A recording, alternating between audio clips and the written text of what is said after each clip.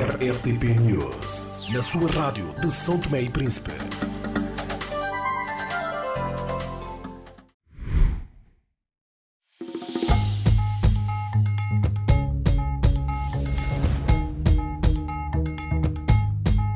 Ao longo de 35 anos, a CST cresceu com e para as pessoas. Celebramos uma história marcada pela inovação e pela evolução tecnológica. O nosso sucesso é partilhado por todos. Juntos, construímos um futuro promissor. Olhamos para o futuro com otimismo, comprometidos em continuar a inovar e a servir o nosso país. 35 anos, CST. Somos nós. Obrigado por fazeres parte da nossa história. Vamos dar sequência a um próximo tema. Hoje, os nossos convidados são Carlos Medo, Gelson Bahia e Arzemiro dos Prazeres. O terceiro, o melhor tema que segue, o segundo tema, Governo entrega Orçamento Geral de Estado 2025, avaliado em cerca de 260 milhões de euros. O Governo santomense apresentou a proposta orçamental geral do Estado 2025 aos partidos com assento parlamentar e parceiros de concertação e representação da sociedade civil antes de submeter o documento ao Parlamento. Uma semana depois de a Assembleia Nacional de São Tomé e Príncipe ter adotado o programa do governo de Américo Ramos, com o apoio dos deputados da Ação Democrática Independente, ADI, a direção do partido liderado pelo antigo primeiro-ministro Patrício Trovoada veio ao público demarcar-se do programa do Executivo.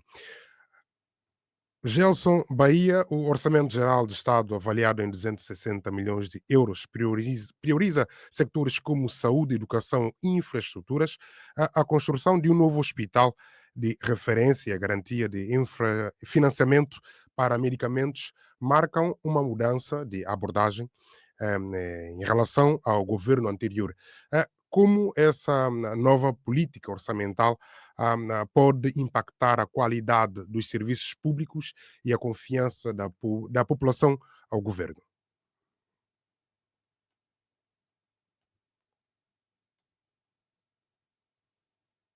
Agora sim, consegue-me ouvir, não consegue? Ouvimos. Pergunta importante, mas ao mesmo tempo que exige, de facto, uma resposta bastante complexa. Vamos lá ver.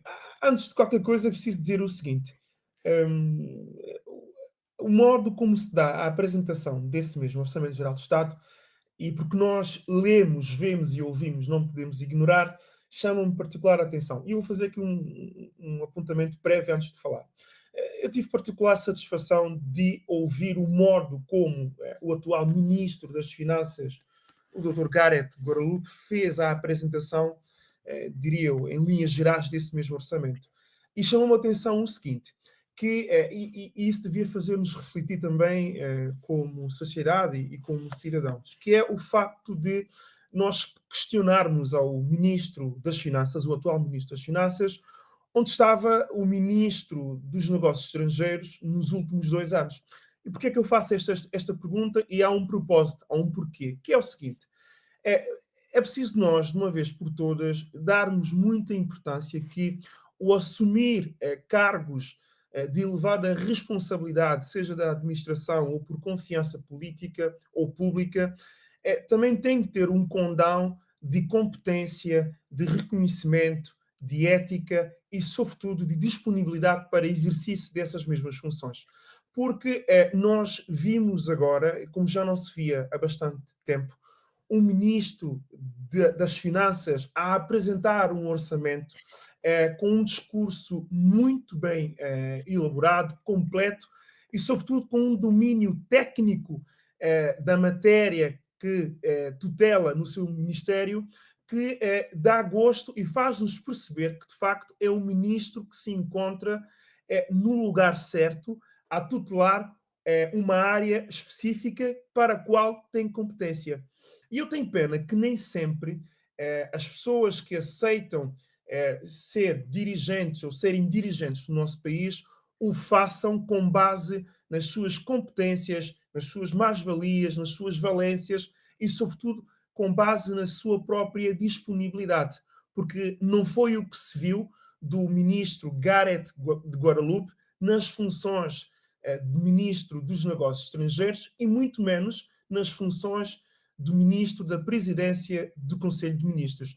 E eu acho que esse reparo era importante fazer, porque na altura houve muitas críticas. Aliás, eu lembro-me do próprio Dr. Carlos Semedo ter feito uma crítica muito construtiva da prestação do atual Ministro das Finanças como Ministro dos Negócios Estrangeiros. Não está aqui em causa a sua falta de competência, a sua honorabilidade. Está, sim, em causa o modo como o mesmo tem preparo para desempenhar determinadas funções. E ficou visto, nesta apresentação aos jornalistas, que é alguém que tem domínio sobre a matéria e, mais importante, é alguém que sabe comunicar sobre essas matérias. E isso é de salutar.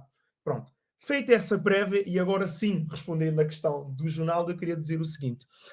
Vamos lá ver, a apresentação do Orçamento Geral do Estado não é nada mais do que um exercício de demonstração pública aos cidadãos daquilo que são as previsões de arrecadações, de receitas e de gastos que o Estado faz, em termos de previsão, para alocar verbas e também arrecadar verbas. E, sobretudo, verbas que se destinam a responder aos principais desafios ou às principais funções que o Estado tem numa sociedade, designadamente com a educação, com a defesa, com o meio ambiente, com a energia e etc. Pronto.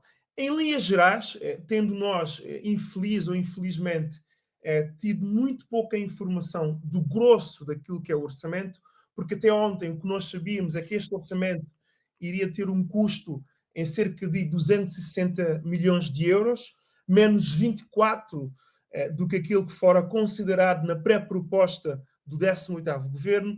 O orçamento, como dos habituais, visa responder essencialmente aquelas que são as necessidades crónicas do nosso país.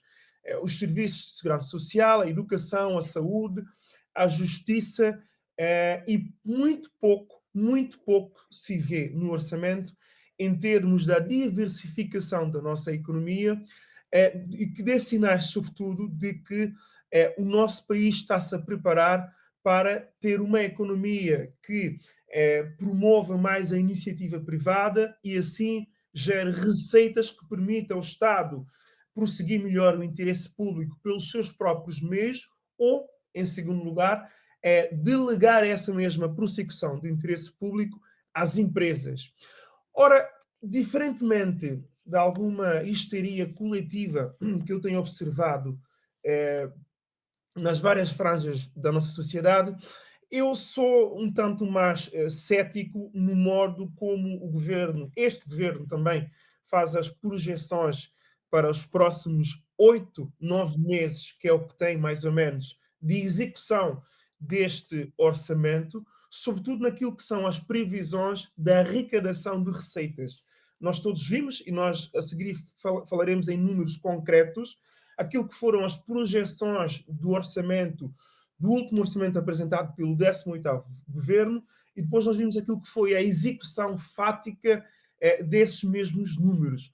Por isso eu acho que a apresentação do Orçamento Geral do Estado, embora este procure demonstrar uma grande preocupação em resolver questões preementes, como, por exemplo, a construção do hospital na zona de Ferreira Governo, a construção de um novo centro prisional, o promover com a aceleração máxima da transição energética e o melhoramento na ajuda de prestações sociais e no acesso à justiça, eu diria que nós temos que esperar para ver e perceber de facto quais é que são as garantias que o Governo e, sobretudo, a parte do Ministério das Finanças tem da arrecadação e também dos donativos, porque não me parece que vá ser possível, e aqui eu não quero ser pessimista, mas sim realista, que o Governo em 8 meses consiga arrecadar os montantes que ali estão estipulados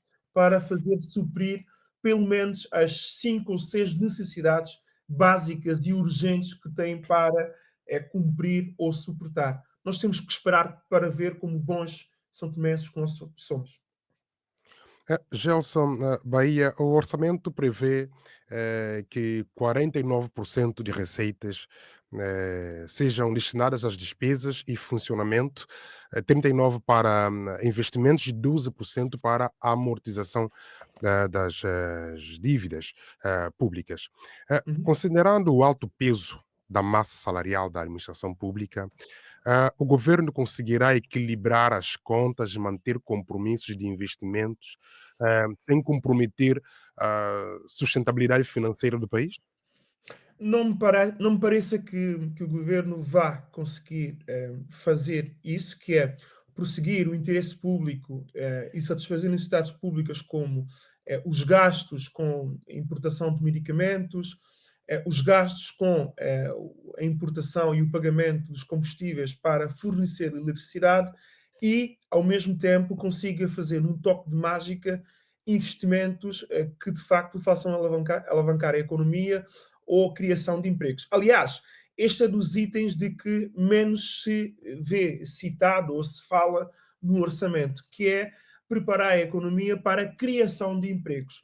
O governo, nos vários itens que estão elencados nas 113 páginas do orçamento, procura muito dar ênfase em responder às necessidades com a educação, com a saúde, a questão do género também agora está muito presente no orçamento, a questão do acesso ao direito, aos tribunais também está com verbas que não se percebe bem como é que essas verbas poderão ajudar, mas muito pouco nos dito de forma clara sobre a parte que tem que ver com a criação de emprego ou projetos de investimentos públicos que possam, de alguma forma, alavancar a nossa economia, sem ser aquelas obras públicas que já se falou e que o próprio ministro adiantou e que o próprio ex-primeiro-ministro já havia adiantado no final do ano 2024, que essas obras públicas, designadamente a da Marginal e do aeroporto, trariam, em princípio, uma nova dinâmica para o setor do mercado de trabalho e da nossa economia. Não parece que assim vá ser e eu tenho pena. Eu estava à espera também de ver algum programa ou algum item que, pelo menos, destapasse aqui uma iniciativa de diversificar a nossa economia, não só no turismo e na prestação de serviços, mas como, por exemplo, em políticas fiscais ou um choque fiscal que atraísse outros tipos de investimentos para São Tomé e Príncipe e com esses investimentos atraísse também mais divisas que permitiria que em São Tomé e Príncipe houvesse também uma forma de nós criarmos mais riquezas. Mas certamente eu estou expectante para ouvir também a opinião do Arzimiro e do Dr. Carlos Semedo, a ver se têm a mesma visão cética do que a minha. Sim, e a outra novidade que o governo traz a nova estratégia de financiamento de saúde, garantindo previamente verbas para medicamentos e insumos hospitalares. Como essa mudança de paradigma pode evitar crises como a falta de medicamentos que levou até à greve dos médicos em 2024? Josimar, dessa vez, Ronaldo, peço desculpa, o governo teve o cuidado de eleger itens que são prioritários e alocar essas verbas e já aparecem discriminadas.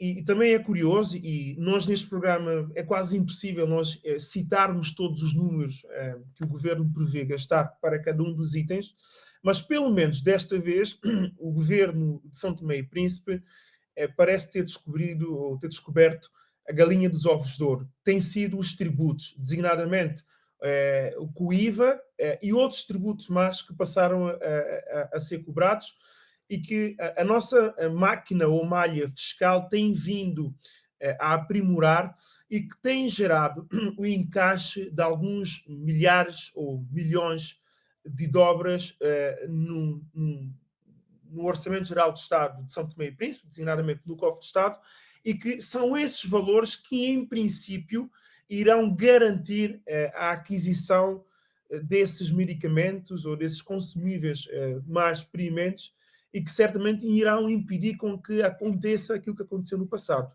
Por isso, eu não diria que este Orçamento Geral de Estado é um orçamento irrealista, como eu vi aqui alguém há instantes a escrever.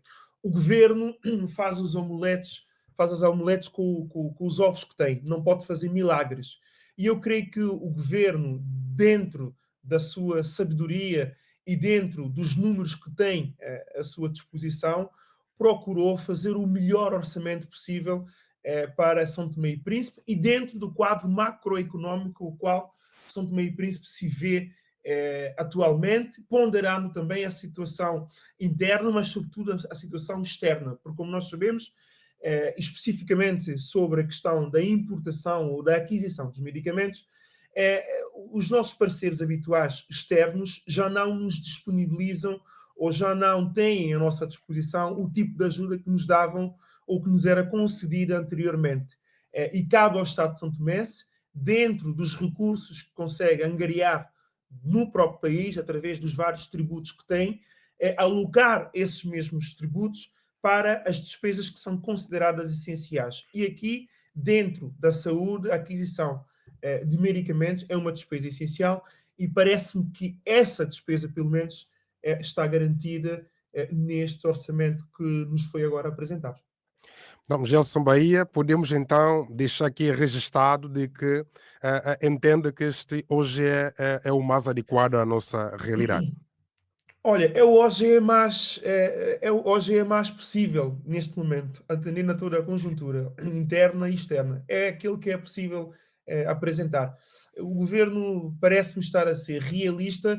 Agora, eu acho que certas franjas da nossa sociedade estão demasiadas otimistas e partem do pressuposto de que com o Orçamento Geral de Estado ou com o documento que lhe precedeu, que é o programa de governo, São Tomé e Príncipe embarca agora numa era de sucesso e de geração de riqueza e de empregos para toda a gente. Não é isso que vai acontecer, até porque basta nós depois irmos verificar ao quadro reservado ao pagamento das dívidas ou da amortização da dívida pública de São Tomé e Príncipe, nós vemos que o governo tem uma série de compromissos ali elencados com vários parceiros ou entidades externas que têm de ser também cumpridas. E não é possível nós conseguirmos ter o melhor dos dois mundos. Haverá certamente a imposição de algumas restrições, algumas delas virão com certeza do Fundo Monetário Internacional, com o programa que tem vindo a ser discutido desde o anterior executivo, que também certamente farão sentir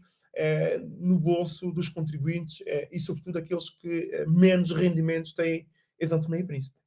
Obrigado, Gelson Bahia. Arzimiro dos Prazeres também tem o mesmo posicionamento como o Gelson, de que este hoje é o mais adequado à nossa realidade. E acredita que com essas novas políticas, com prioridade para educação, saúde e infraestrutura, com destaque também para o financiamento definido já para a compra de consumíveis, medicamentos hospitalares, nós também considera que essa nova política pode, de certa forma, trazer um impacto na qualidade dos serviços públicos e a própria confiança da população no governo?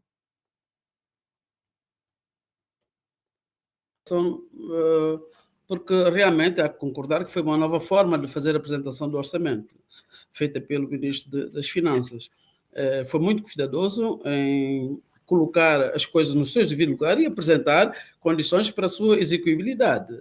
Não nos esqueçamos que 2 ou 3 organismos multilaterais já disseram claramente que vão apoiar o governo no orçamento, explicitamente no orçamento, apoio orçamental. Portanto, e depois é uma arrecadação que vem sendo bem feita, como disse também o Gerson, eu já comprovei isso, eles evidenciaram ou criaram uma forma mais eficaz de arrecadação e, por isso, internamente tem-se conseguido uma fração financeira bastante razoável que possibilitará concluir o que estará no orçamento desses 8 meses. Por isso, não temos grandes ambições, nem grandes, como disse o Gerson, que esperava ver no orçamento algo que pudesse vir a contribuir para o desenvolvimento do país, políticas, quiçá a nível de agricultura, etc. Esse governo tem um orçamento de 8 meses, portanto, eles são muito práticos. Então, uma perspectiva de praticidade. Temos isso, vamos fazer isso. Depois, quem sabe, no orçamento que virá em 2026, também vai ser difícil, porque será um ano eleitoralista, far-se-á mais alguma coisa. Mas acredito que a maneira como a coisa foi desenhada está muito de acordo com o programa do governo que foi apresentado, poder-se-á realmente encontrar alguma capacidade de execuibilidade.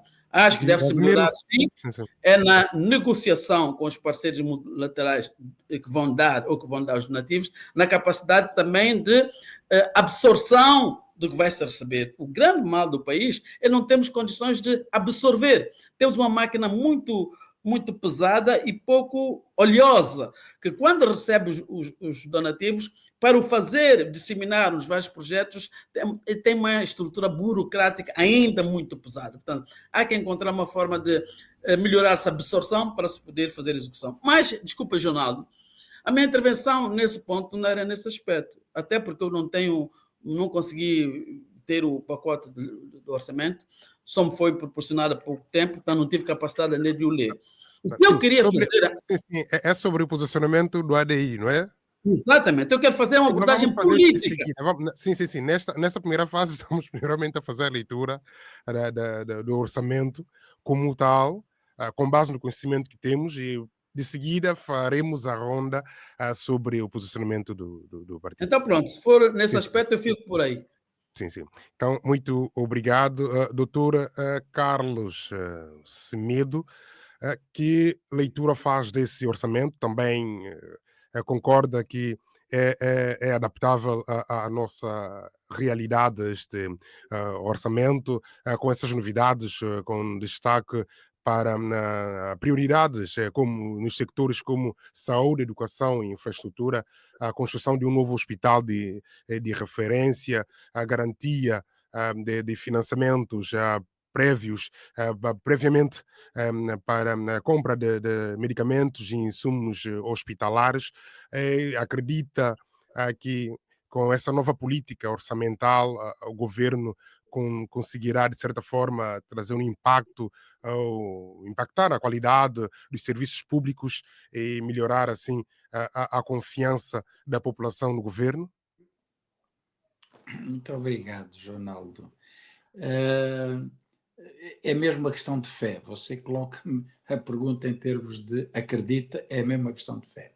Mas um pequeno reparo, eu, como referiu também Arsemiro, só há poucos minutos antes de iniciar o programa, pude ter acesso ao ficheiro, ainda não o analisei, não o vi, por isso eu só posso falar de acordo com os elementos que quem nos leva à dianteira na leitura do Orçamento Geral, que foi o nosso querido compatriota a Bahia, das luzes que ele me transmitiu. Não ouvi também, não tive a oportunidade, tive uma semana muito preenchida, o discurso da apresentação do Orçamento Geral do Estado pelo Ministro das Finanças. Mas vamos lá. Eu acho que tem que ser mesmo, Jornal, de uma questão de fé, porque... pegando nas próprias palavras do Gelson, diz ele, o governo só pode fazer as omeletes de acordo com os ovos de que disponha. Ora, a minha questão é prévia. O governo não tem galinhas. Se não tem galinhas, não sei como é que ele vai arranjar os ovos. Ou terá muitos poucos ovos. Isso para dizer o quê? Para dizer que continua, embora eu comungue da expectativa que o Gelson nos transmite, mas, Jonaldo, impacto no sistema de vida, que é isso que interessa, a vida das pessoas, penso que ainda não vai ter esse tipo de reflexo. Não vai ter porque, como diz Arsemiro, Gelson também diz, e você reconhece, há um peso excessivo da administração pública, peso esse que consome enormes recursos e, como refere Arsemiro, com toda a experiência que tem do nosso país, sem estar oleado o suficiente, isto é, sem produzir retorno, isto é, sem produzir eficácia na gestão da administração. Isto vai gerar desperdícios e vai gerar constrangimentos. Noutro plano apreciativo, eu estou de acordo com as linhas básicas. A saúde é fundamental, Jornaldo, a educação é principalmente estruturante para o futuro, pegar nos que é preciso formar e pegar nos que estão formados para efetivamente lhes dar melhores competências. Não é? As infraestruturas são básicas, não é? Veja-se o que acontece agora com o infeliz acontecimento da turista. Se as infraestruturas estiverem preparadas, muito melhor propaganda se faz do nosso país. Se a saúde puder ser prestada em condições eficazes, muito melhor serão as pessoas que terão confiança para se educar no nosso país. Mas eu fiz essa crítica dezenas e dezenas e dezenas de vezes, escrevi durante dezenas de anos, dizendo que o nosso Estado não é um Estado fiscal, o nosso Estado nunca sobreviverá sem ser um Estado moderno, isto é, um Estado fiscal. E explique-me, sem ter cobrança eficaz de impostos. E aí eu quero fazer um reparo crítico que continuo a fazer há muitos anos. Segundo o Arsemiro, melhorou substancialmente a máquina da cobrança. Isso é excelente.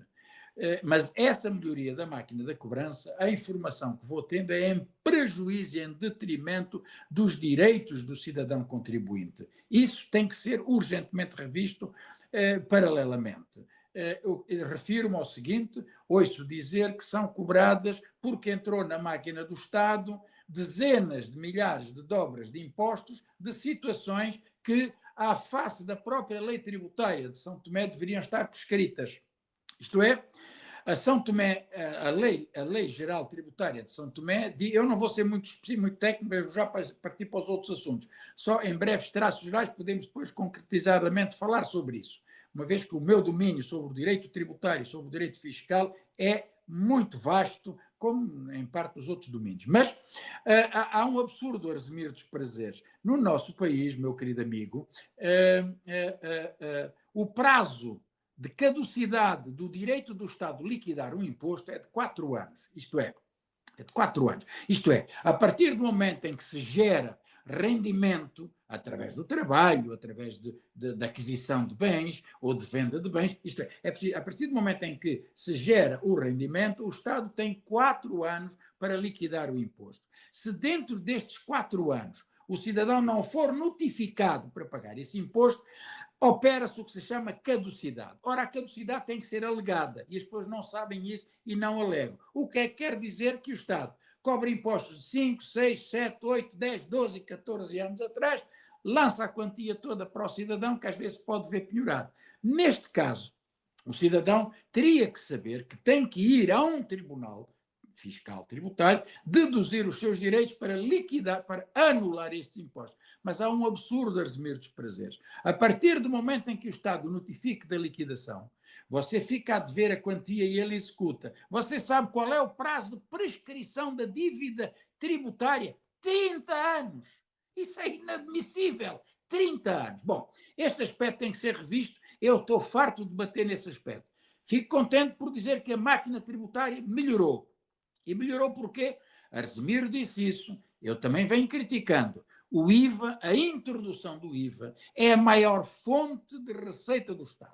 Mas para que o IVA seja arrecadado, tem que haver empresas a funcionar, tem que haver empresários a investir, tem que haver geração de rendimento, porque o IVA só tributa rendimento, não é?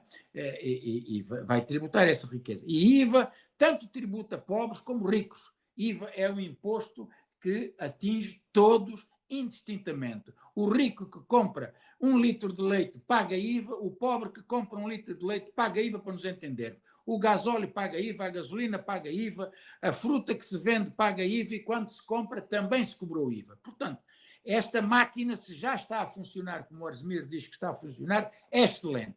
Mas só para terminar, Ronaldo, para eu não ser muito técnico, esta parte técnica, o seguinte: há que desmantelar, eu digo isso há dezenas de anos, há que desmantelar o regime alfandegário. Tínhamos coragem de o fazer.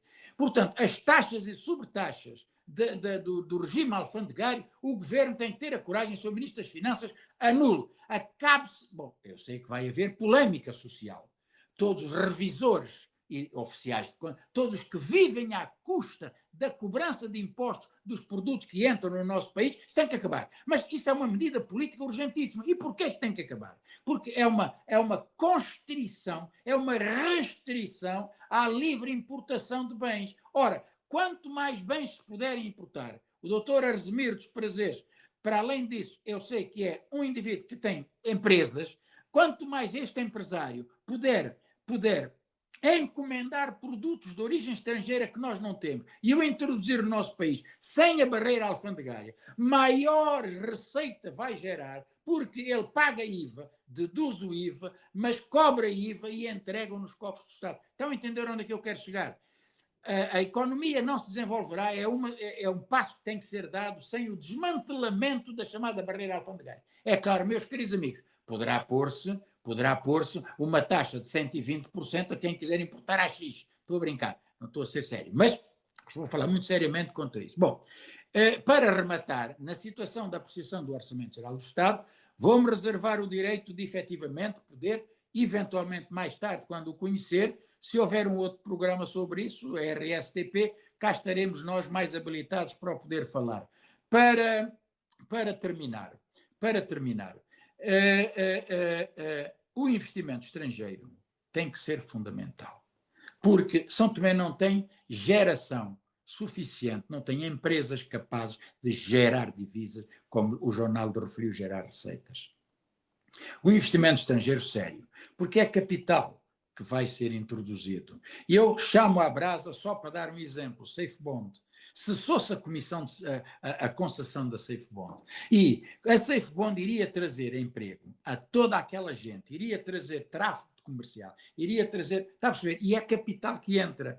O próprio financiamento das estradas, o financiamento, olha, os indianos estariam na disposição de exportar médicos gratuitamente e de inclusivamente, mas ora, isso para dizer o seguinte, uma vez que o Gelson fala na má prestação do atual Ministro das Finanças enquanto Ministro dos Negócios Estrangeiros e da excelente indicação que ele dá para atualmente a sua situação de Ministro das Finanças. São Tomé e Príncipe tem que arranjar, meus caros amigos, um grupo de negociadores que sejam capazes de ir bater à porta à OMS, de ir discutir com os nossos credores e dizer, esperem, dê-nos uma moratória. Não é só esperar que o Banco Mundial nos dê dinheiro.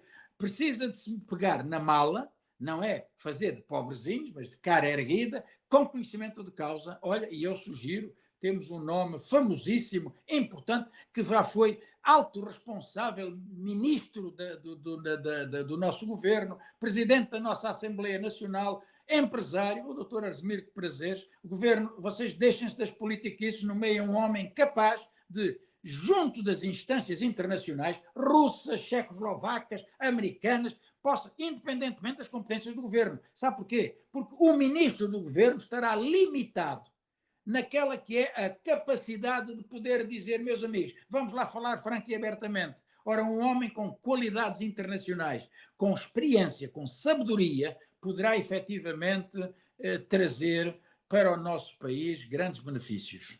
Obrigado, doutor Carlos Semedo. Arsemiro dos Prazeres, o Gelson Bahia pediu a palavra, certo? Não, mas eu sei do primeiro, Arsemiro estava primeiro. Eu falo a seguir, por favor. Sim.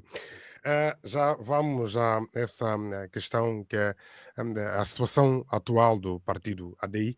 A direção do ADI, liderada por Patrício Trovoada, declarou que não apoia o programa de Américo Ramos, apesar de seus próprios deputados terem votado a favor na Assembleia Nacional. Arsemiro dos Prazeres, como essa divisão interna no ADI pode influenciar a estabilidade política e a governabilidade do país? Ora, não mais. Meus amigos, vamos chegar agora àquela fase que eu vos tinha dito há mais de um mês atrás, a prova dos 9. Vamos à prova dos 9 agora. Portanto, e prevendo a prova dos 9 que vai acontecer na altura da discussão e provável aprovação ou não do orçamento, o ADI subdividido está-se a posicionar. O ADI do senhor Patrício Trovoada quer afirmar o seu discurso de que controla o partido. E para isso, o que é que fez? Indicou aqueles da direção que ainda controlam para colocar num posicionamento estratégico para caso o orçamento passe, foi o doutor Patrício Vada, o líder, que assim o quis. Caso o orçamento não passe, foi porque o doutor Patrício, ainda líder, o determinou. Só que a situação está de tal maneira a escapar-se das mãos do ainda líder do ADI por uma simples razão. O governo atual, acho que na perspectiva de poder dar continuidade muito rapidamente às coisas do país, à coisa pública, à coisa institucional, relegou o problema, parece-me, relegou o problema do partido para um pouco mais além. Então não está a cuidar muito do partido nesse momento. Prefere levar as coisas dessa maneira, a banho-maria, e ver até onde a direção do senhor Patrício Trovoada vai. Eles, a parte interna, que supostamente é liderada pelo vice-presidente Orlando da Mata e pelo atual primeiro-ministro, já deram um sinal. Nós conseguimos fazer passar o programa do governo sem moções algumas. Não houve moção de censura, não houve moção de confiança. Foi um instrumento utilizado pelo atual governo para dizer, atenção, nós estamos com a coisa nas mãos. Poderia, naquela altura, haver uma manifestação de deputados que eventualmente estivessem ainda com o atual líder do ADI, mas não fizeram, porque viram que a tendência da discussão do programa do governo não lhes era favorável. Portanto, não havia espaço para a introdução de nenhum instrumento que pudesse viabilizar a aprovação do governo.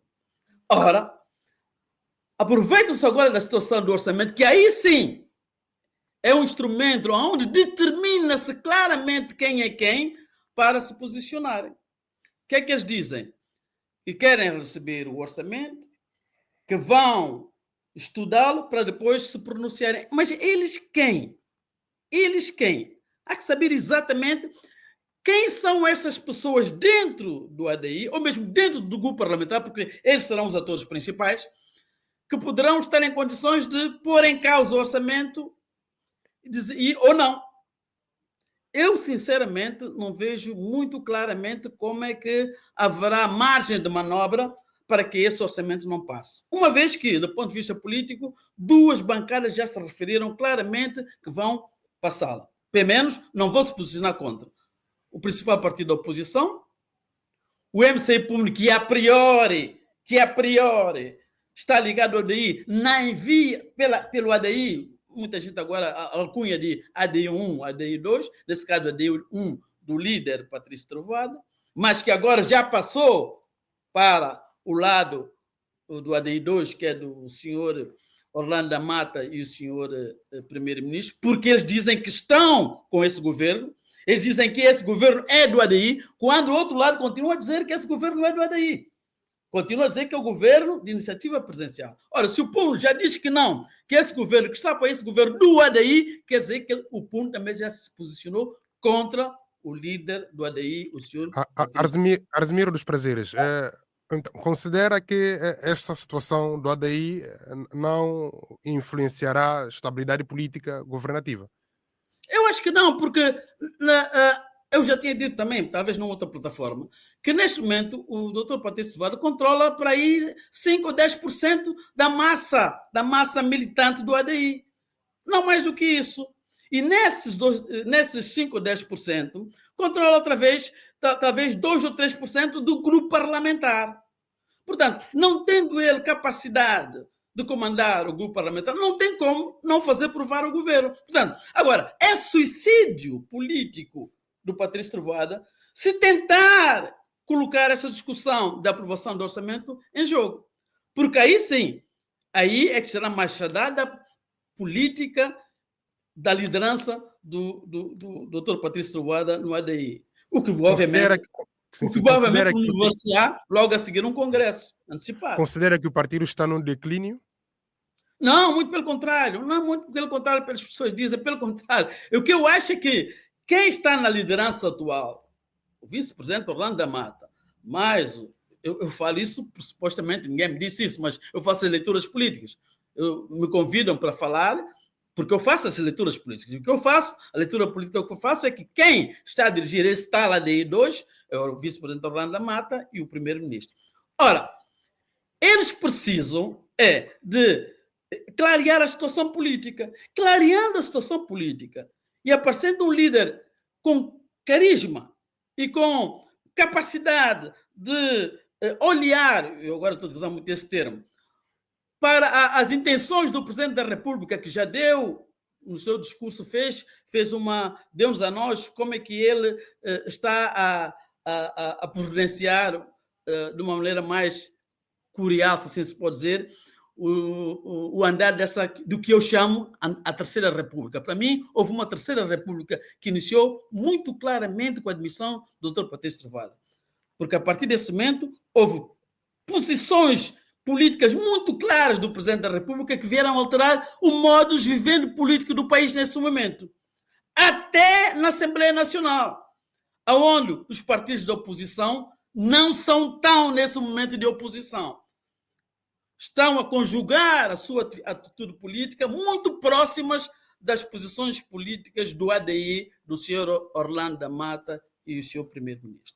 Portanto, para mim, há claramente uma Terceira República. E essa Terceira República, o que diz é que o ADI, enquanto um partido de charneira, de governação e de militantes, tem que se posicionar claramente como isso. Primeiro, tem que fazer um congresso para ter imediatamente e rapidamente uma liderança. Se assim fizer, o ADI mantém-se coeso e firme. Mantém-se coeso e firme. É preferível ver um expurgo de gente que não vai com a liderança desses dois que me referi e continua ainda patricista. É preferível perdê-los. Para o MSI-PUN, para o Basta, ou seja, para uma outra força política que seja, mas eles têm que se manter coesos com aqueles que querem continuar adeístas, de raiz, e poderem estar em condições de disputar as eleições em 2026. Não acredito que o ADI atual que está a governar o país e que tem, obviamente, uma costela do Presidente da República, queira sair do poder em 2026.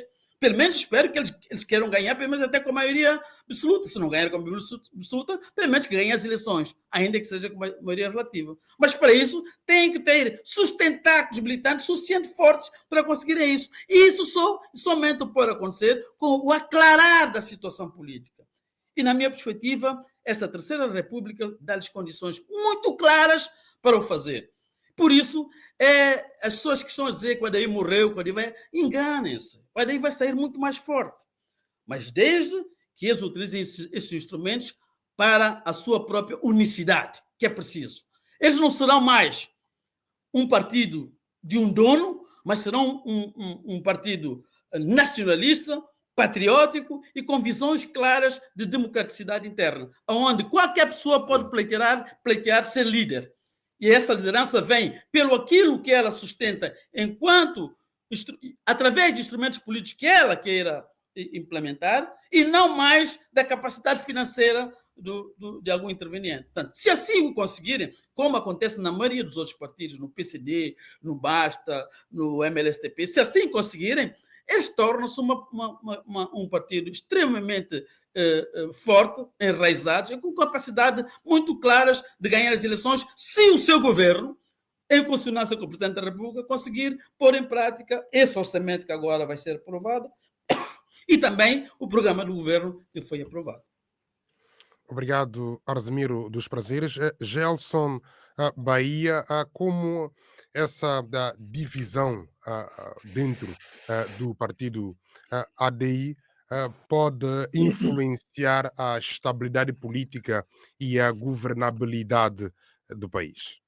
Muito bem, antes mesmo de eu responder a essa questão, deixe-me só retroagir no tempo e dizer duas coisas ainda acerca do orçamento, e eu já vou aqui ao tema que o Arzimiro muito bem estive aqui a dissertar. Dizia o seguinte, quando eu fiz aqui a crítica inicial ao atual Ministro das Finanças, perguntando-lhe o que é que achava da prestação do Ministro dos Negócios Estrangeiros, foi com um propósito, justamente porque sempre que nós temos determinadas, diria eu, figuras ou personalidades a exercerem determinados cargos, seja na administração pública ou sejam cargos por confiança política, é extremamente importante que para um país como São Tomé e Príncipe não haja experimentalismos, no sentido de que o nosso país já está de veras atrasado, tem demasiados problemas e convém que as pessoas que são indicadas, convidadas ou que assumam determinadas funções tenham de facto competências tanto técnicas, se lhes reconheça a honorabilidade, sobretudo o saber fazer.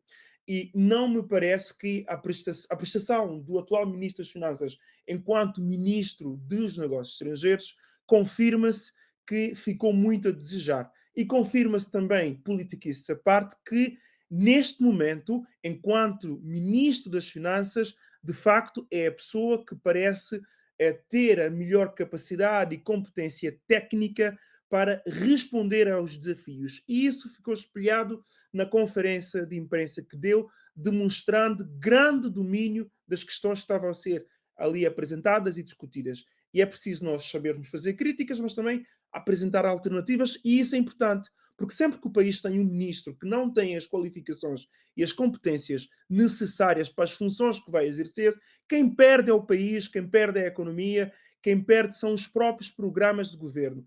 E a indicação para os cargos públicos ou políticos tem de ser, não pode ser só feita com base em clientelismo político ou porque as pessoas participam e ajudam nas eleições dos líderes, mas também tem de ter um condão, sobretudo, de técnica, de habilitação e de competência. E viu-se que o Ministro das Finanças, o Dr. Gareth Guadalupe, é de facto a pessoa indicada para ser Ministro das Finanças, pelo domínio que tem nessas matérias. Era isso que eu queria salientar. Mas voltando agora ao orçamento, e para terminar eu queria dizer o seguinte, na página 75 do orçamento, e já que este governo elegeu, dentre outros eixos, aqui a questão da transparência e, sobretudo, de melhorar a relação com os governados ou com nós, os cidadãos, era extremamente importante que nós todos, a sociedade, depois verificasse, por exemplo, o quadro de amortização das dívidas públicas do nosso país e, sobretudo, das dívidas que o país tem de honrar os seus compromissos junto dos credores internacionais, onde dentre outros, a República de Angola. Angola aparece no lugar cimeiro, mas há aqui uma entidade externa, que é o Afreximbank, que chama a atenção, e já na altura chamou a nossa atenção, porque foi alvo de alguma polémica, sobretudo em finais de 2023, que envolveu aqui a crise energética e a decisão difícil que o 18º governo teve de tomar, porque tinha um problema em mãos e tinha de tomar uma decisão sob pena do país entrar em blackout. Ora, o governo tomou decisões, e governar é a arte de tomar decisão e às vezes decisões difíceis. Mas mesmo quando se tomam decisões difíceis, e sobretudo quando os recursos são escassos, tem de ser observado aqueles que são os princípios basilares da boa governança ou da boa governação.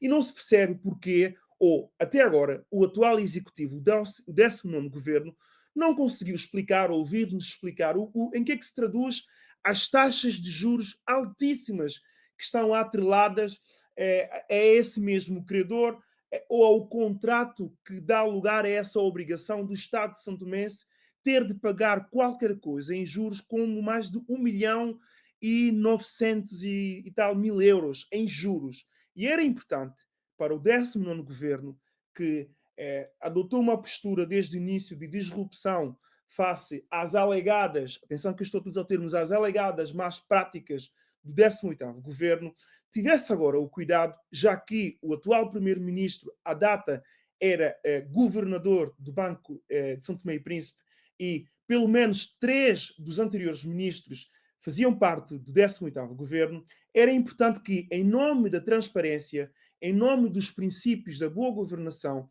e, sobretudo, em nome do princípio da aproximação da administração aos administrados, que sem comprometer aquelas que são informações sigilosas ou que comprometam aqui a questão de segurança das infraestruturas críticas, viessem nos dizer o porquê que as taxas de juros neste contrato especificamente são tão elevadas e que nos demonstrassem porque que naquela situação difícil em que nós estamos, quais é que foram os custos e benefícios que levaram o 18º governo a tomar aquela decisão que mostra-se bastante, diria eu, onerosa para os contribuintes santomenses, porque quem vai pagar, afinal do cabo, somos nós, os contribuintes santomenses, indireta ou diretamente, que, pese embora o 18º governo não tenha culpa objetiva à situação de bloqueio em que nós chegamos em termos de fornecimento de eletricidade, mas a verdade é que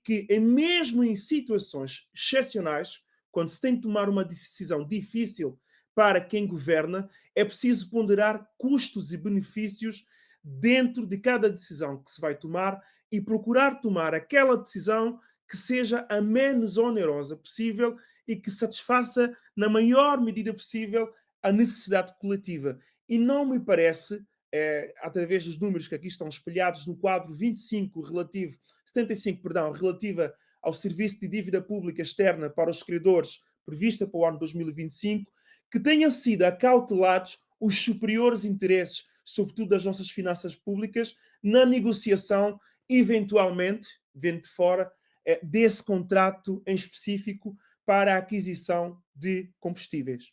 E agora sim, volto para a questão que o Jonaldo me colocou, que é a de saber se até que ponto essa, diria eu, divergência ou falta de coerência quase insanável dentro do partido ADI, que é o partido que ganhou as eleições com maioria absoluta e é o partido do qual, ao fim e ao cabo, é oriundo o 19º governo, pode ou não contribuir para a estabilidade política que tanto se deseja.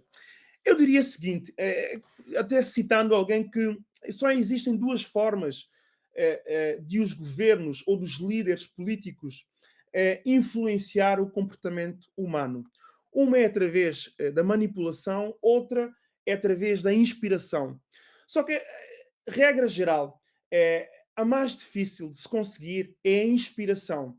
Ou seja, a manipulação, ela funciona, mas ela não consegue gerar lealdade e confiança por parte de quem é manipulado.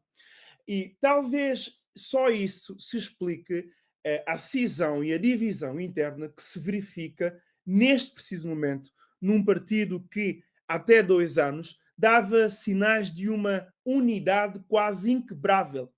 Aliás, o mesmo partido, quando ganhou as eleições, disse que estavam reunidas todas as condições para implementarem aquilo que era a visão desse partido de desenvolvimento de São Tomé e Príncipe, o chamado desenvolvimento 2030, ou que fora interrompida em 2018. E por isso não se percebe a divisão que há neste momento, e é uma divisão que funciona a duas velocidades. É uma que funciona nos bastidores e depois é outra que funciona perante o Parlamento ou a Assembleia Nacional. Mas a verdade é que, a julgar por aquilo que foi a votação do programa de governo e até pelo modo como os próprios deputados à Assembleia Nacional têm vindo-se a comportar e a dar sinais até de um exagero no modo como passaram a elogiar a aprovação do programa do 19º governo, que felizmente para o país, em princípio, nos próximos 8 meses estará salvaguardada a estabilidade que nós precisamos, mas infelizmente para a atual liderança e para as pretensas lideranças do ADI, não há de garantida a estabilidade que cada um necessita em termos das suas próprias ambições de governança, em termos de política futura. Por isso também teremos agora para ver. Podemos considerar que consideras também que o melhor, concordas com Arsamiro que o partido não está num declínio, mas que sim poderá vir a sair mais forte depois da situação em que se encontra? Não me parece que o partido está num declínio, até porque foi o partido que ganhou as últimas eleições com maioria absoluta, e esse mesmo partido já deu mostras várias vezes que parece que renasce das cinzas, né? Quando se julga que esse partido já não tem mais força no nosso país. Agora, o que me parece é que as ambições políticas de cada um dos seus principais intervenientes ou expoentes, muitas das vezes, ou regra geral, têm colidido com aquilo que devia ser a ambição de se pensar o país a curto, médio e longo prazo. O que nós estamos a assistir é uma luta quase fratricida dentro do próprio partido pelo poder. E claramente, a julgar pelo modo como os jogadores têm se movimentado dentro do tabuleiro político, o atual primeiro-ministro, o Sr. Dr. Américo Ramos, é aquele que parece demonstrar ter alguma vantagem, ter alguma força dentro do partido.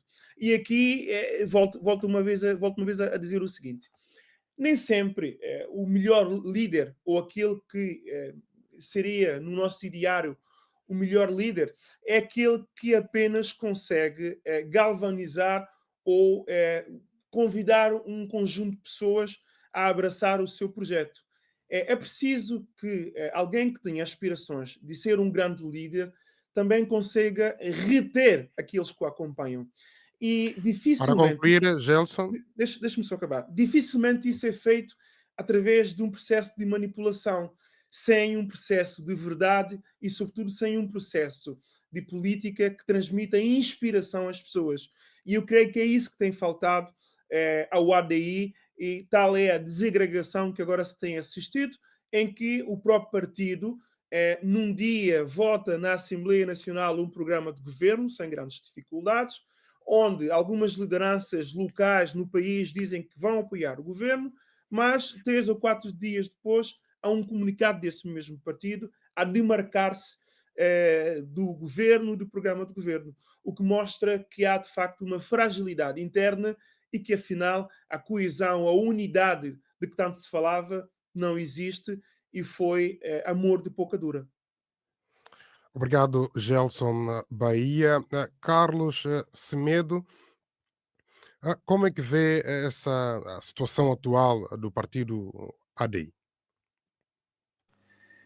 Eu vejo de uma forma muito prosaica e não com tanta eloquência como o Arsemiro e o Gelson, e vejo da seguinte forma.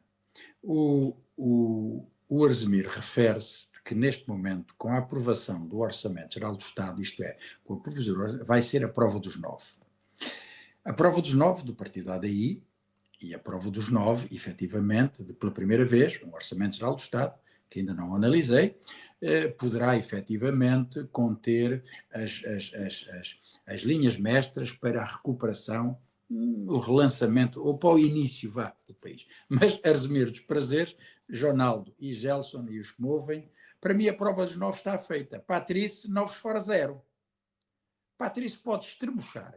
Patrícia pode vir com, eu não concordo com o Gelson quando diz, uns dias antes aprova um orçamento, uns dias depois a chamada liderança do partido político, enfileirada pelo dono do partido, vamos lá pôr as expressões dos seus próprios nomes, eu não sou tão politicamente correto como os dois que me antecedem, vem a dizer, nós não estamos de acordo. Eles não estão de acordo, porque não estão do lado certo da história. Ainda não perceberam o Bongo de São Tomé e Príncipe, o Petit Bongo, não é? O putinista, ainda não percebeu que o seu tempo, o seu Golden Age, não existe mais, acabou. E Gelson e Arsemiro, que teve a experiência de parlamentar, não é? O partido político, os partidos políticos, vê-se pelo MLSTP, vê-se pelo ADI, isto é, vê-se pelos PCDs, não é? Só têm a força política que têm quando estão sentados à mesa do Orçamento Geral do Estado. Vamos lá deixar-nos de frufrufrus e de falinhas mansas. O Orçamento Geral do Estado é quem determina a sobrevivência a curto, médio e longo prazo dos partidos. Veja-se que...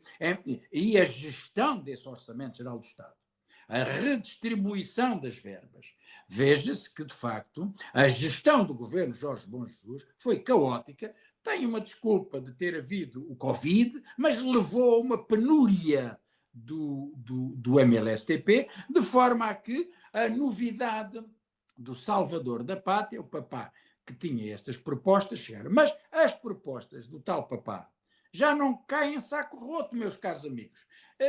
Jornal, não há sequer desequilíbrios no ADI. O que interessa, e eu aí concordo com o Arsemir, o partido não está em declínio. O partido poderá até ter mais do que o número de votos se agora Américo Ramos e a sua equipe governamental e o que os apoiam no Parlamento, que vão sendo cada vez mais, não tenho dúvidas, vamos ver qual é a expressão da votação do Orçamento Geral do Estado, poderá, se as políticas da saúde, da educação, das estruturas, estas três pelo menos, começarem a dar o rendimento que as pessoas queiram, não é? Ou que as pessoas sentem na sua vida, o ADI, que governa, vai ter, de facto, até porque tem o respaldo do Presidente da República, que também é ADI, vai ter até maior expressão de votação, isso penso eu, melhora-se a vida das pessoas. Portanto, meus caros, jornal, esse patricismo à outrance, já perdido, é blu, isto é lutar contra um elemento de facto que ele próprio vem dizer, Patrício Trovoada, estou muito triste porque não esperava. Pois claro, porque até agora, e vamos estar de acordo, Arsemir, pegando as palavras de Arsemir, que está lá interno, é membro de partido político, pertenceu a um grande partido político, teve decisões, agora tem a sua própria posição, não é? Avalia melhor do que nós, porque vive toda esta experimentação, não é? A força do ADI neste momento não está no comunicado, Gelson, não está na ideia de Patrício, que pegando uma vez mais e reforçar a ideia do Arsemiro de que a prova dos 9 é tirada agora com o número de deputados do ADI que estão sistematicamente a aderir e a aprovar a estas novas figuras e aos novos planos do governo, é Patrício Novos Fora zero. Portanto, isso é que é a prova real de Novos Fora. Portanto, meus caros amigos, eu creio que, estou muito atento, vou ler o Orçamento Geral do Estado, como todo o São Tomense, estarei disposto a dar a minha colaboração, como sempre disse, crítica, muitas vezes acérrima, criticamente acérrima, crítica. Critiquei, o Jornal sabe disso, Josimar sabe disso, e todos vocês sabem disso, Carlos Villanova por não tomar posição, mas hoje, de facto, a posição de Carlos Villanova merece o aplauso de todas as pessoas. Mas esqueçam, as pessoas parecem esquecer-se de que há menos de um ano atrás o senhor não era tido nem achado e, portanto, era gozado, vilipendiado e provocado a um ponto que, de facto, se tornou insustentável. Agora vamos ver também qual é a posição da presidência em relação aos militares, qual é a posição da presidência em relação aos tribunais. E última palavra para dizer que a saúde vai contar muito, a educação vai contar sobretudo muito, a infraestrutura também para poder realizar, mas a justiça. Se os investidores internacionais não sentirem que a justiça funciona de forma coerente, honesta, independente, também não vamos ter investidores. Portanto, meu caro Ronaldo, eu não vejo como um mal-estar. Não é? Não vejo como um mal-estar. Eles estão fora da casa. Patrício Trovoada está fora da casa. Patrício Trovoada está muito bem onde está neste momento, fora do país. Que ele nunca esteve no país, nunca quis o país, nunca governou o país, nunca foi à Assembleia da República como devia ter ido, nunca respeitou o Presidente da República e, portanto, muito, neste momento é uma carta fora do baralho. Novos Fora zero é a minha opinião. Muito obrigado, Dr. Carlos Semedo. Arsemiro dos Prazeres e Gelson Bahia pendem a palavra. Peço que sejam mesmo breve. Começamos pelo Gelson. 1 minuto. Está bem, vamos lá fazer um esforço. 2 notas muito precisas. Eu comecei a dizer que o problema não estava no partido. A ADI estava sim nas pessoas que disputam a liderança do partido. Neste momento há uma disputa interna do partido. E, em segundo lugar, não menos importante, dizer o seguinte. Já todos nós percebemos que o Dr. Américo Ramos e o seu governo têm aspirações de governança futuras. E eles já perceberam que, se quiserem ter um rastilho de esperança de governar São Tomé e Príncipe no ADI, têm de resolver problemas, porque liderar não é só a capacidade de mobilizar pessoas para um evento curto, é a capacidade de mobilizar e manter as pessoas motivadas durante algum tempo, durante anos. E os santomenses precisam de soluções, de facto, não é soluções panfletárias e de anúncios. Precisam de problemas como o hospital, a justiça, a educação e a eletricidade. E é por isso que nós vimos um programa de governo bastante enxuto, e se este governo do ADI, com as pessoas que estão à frente do governo, de facto conseguirem, num toque de mágica, nestes quase um ano que faltam, resolver os problemas mais candentes que neste momento o povo de São Tomé e Príncipe clama, dificilmente será possível o Dr. Américo Ramos vir a ser eventualmente dispensado da liderança do ADI. Era essa chamada de atenção que eu tinha feito, e o Dr. Carlos Semedo, atenção que eu disse exatamente aquilo que disse. Eu contrariei o Ronaldo e disse-lhe que não, que achava que o ADI não está fragilizado. Existe um problema nas lideranças, infelizmente, e nota-se que não se está a terem atenção aqui às reais preocupações do país, mas sim às aspirações políticas de cada um dos intervenientes. E nenhum deles é inocente, porque até há um ano atrás estavam todos juntos e unidos no mesmo projeto de desenvolvimento, o chamado ou a dita solução. Obrigado, Gelson Bahia, Arzemiro dos Prazeres. O que eu queria dizer é que as pessoas têm que se habituar a que nós somos analistas políticos. A gente não pode dizer aquilo que vocês querem ouvir. Nós fazemos análise e fazemos aquilo. A gente põe em evidência aquilo das análises que fazemos. Agora, a gente não pode dizer aquilo que você quer ouvir. A gente diz aquilo das análises que saem. E a análise pura é esta. Portanto, há uma parte da DEI que está fragilizada, e é a parte da liderança atual. Eu falo sempre liderança, porque ainda há uma liderança da DEI que é o Dr. Patrício Trovoada. Essa parte, essa facção, está fragilizada. É essa que está fragilizada. E disse que vai haver uma prova dos novos. Agora, no orçamento não tem outra. Não há circunstâncias mais efetivas para se destrinçar quem realmente está com quem.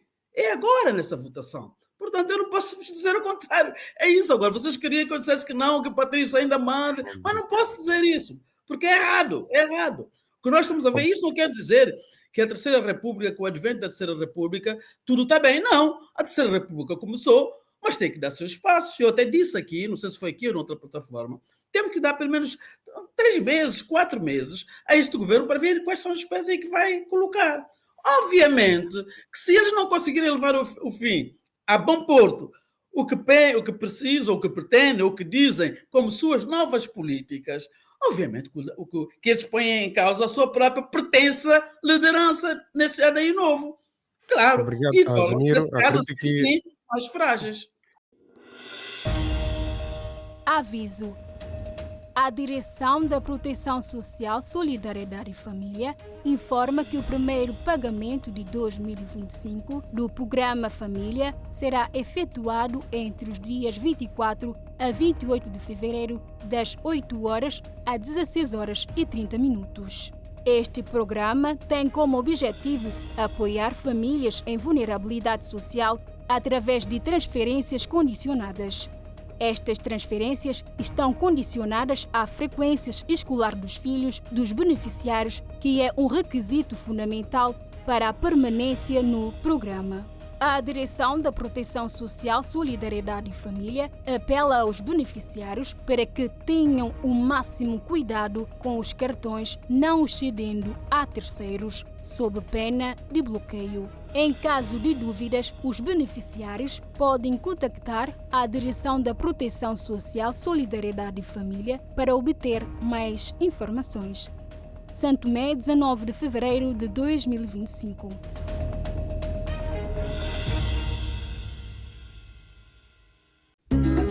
Sabias que o programa Família beneficia mais de 23 mil pessoas em São Tomé e Príncipe? Este programa está transformando vidas e garantindo um futuro melhor para milhares de crianças. Com o programa de educação parental, os 5 mil pais e cuidadores aprendem práticas que fortalecem os laços familiares, promovendo a educação e valores para as próximas gerações. O apoio à criação do próprio emprego ajudou centenas de famílias a iniciarem pequenos negócios e a investirem na agricultura, criando oportunidades para uma vida mais digna. Através do acompanhamento domiciliar feito pelos técnicos sociais, agregados familiares recebem visitas regulares para superar desafios, cumprir as condicionalidades do programa e alcançar seus objetivos. Os resultados falam por si. Um aumento da cobertura do programa para 5.000 famílias, num total de 265 localidades do país e cerca de 23.000 pessoas impactadas pelo programa. Mais de 54% de beneficiários passam a ter o alojamento ligado à rede elétrica. Mais de 35% de beneficiários têm casa própria. Aumento da frequência escolar para mais de 16.464 crianças beneficiárias. E 70% das famílias investindo em atividades produtivas que fortalecem a economia local.